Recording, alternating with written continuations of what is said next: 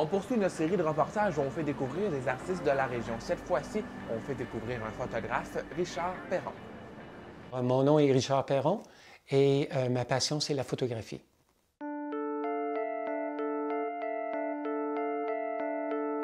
Alors, le premier souvenir que je peux relater, parce qu'on retourne assez loin, qui m'intéresserait en termes de la photographie, ça serait relié avec mon père, ce que mon père a fait et surtout ce que mon grand-père a fait.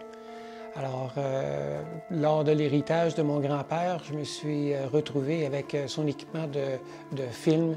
Et quand mon père est décédé, ça va faire 20 ans au jour du demain, justement, je me suis retrouvé avec toutes ces photos. Puis là, je regardais les photos, puis au fur et à mesure, je regardais les vidéos de mon grand-père qui avaient été faites autour des années 57.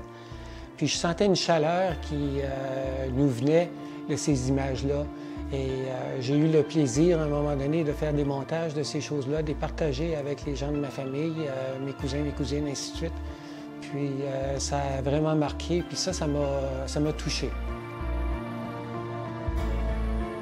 La photographie, c'est un moyen de pouvoir partager avec les gens, de pouvoir exprimer un sentiment. Le sentiment qui est exprimé par une photo de famille, si je prends un exemple, il n'y a pas longtemps, j'ai photographié le premier anniversaire de naissance d'un enfant. Alors, si je vous montre les photos de cet événement-là, ça va avoir un caractère spécial vis-à-vis les parents et les grands-parents. Mais ce qui est important, c'est que le sentiment peut être retrouvé à une plus grande échelle. Et c'est ça que les grands photographes ont réussi à faire.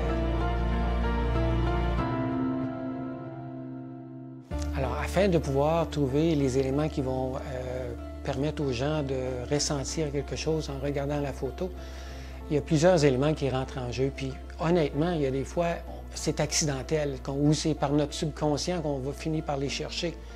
Alors, il y a la composition, le cadrage, les choses qu'on va éliminer, les choses qu'on va inclure dans la photo. Contrairement à un peintre, nous autres, on commence avec une grande image, on élimine, puis on s'en va vers le plus simple possible. Il y a le regard, la pose que la personne va prendre. Est-ce qu'on va sentir qu'il y a un naturel dans la pose? Est-ce qu'on va sentir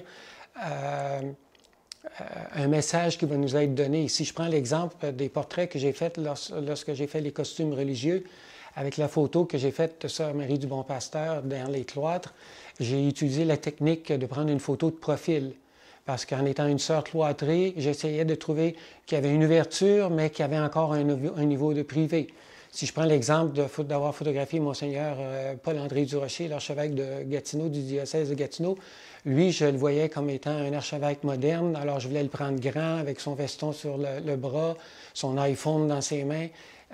On allait chercher quelque chose qui n'est pas nécessairement, qui n'est pas artificiel, mais qui peut être comme mis en termes de montage, quelque chose qui va interpeller les autres personnes. J'ai fait une série au mois de juin dans ma ville natale, à Thetford Mines, puis là j'ai photographié des gens qui ont travaillé dans les mines et j'ai photographié des employés d'entreprise qui aujourd'hui maintiennent l'économie de Thetford Mines qui a vu la dernière mine fermée en 2011. Alors là, j'ai essayé de demander aux employés d'entreprise, bien, venez avec votre costume de travail. Alors le soudeur est venu avec son costume de soudeur, l'électromécanicien est venu avec sa chienne, lui, avec sa chienne de travail. Du côté des anciens mineurs, bien, essentiellement, un peu de façon humoriste, je leur ai dit, bien, venez comme si vous viendriez prendre un café avec moi au restaurant. Alors, je ne voulais pas qu'il soit un ancien mineur parce qu'il ne travaille plus dans les mines. Je voulais qu'il vienne comme probablement genre de retraite ou quelque chose comme ça. Alors, le costume, là, avait un élément de communication vis-à-vis le sentiment que je voulais faire ressortir.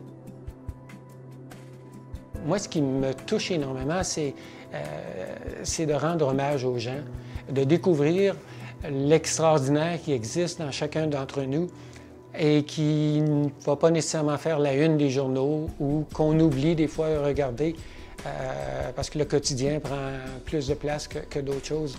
Alors, dans toutes mes séries, parce que j'en ai fait à date 5, dans toutes mes séries, il y a un fil conducteur qui fait que je rends hommage aux gens à ma propre façon en essayant de leur donner une scène qui les fait briller.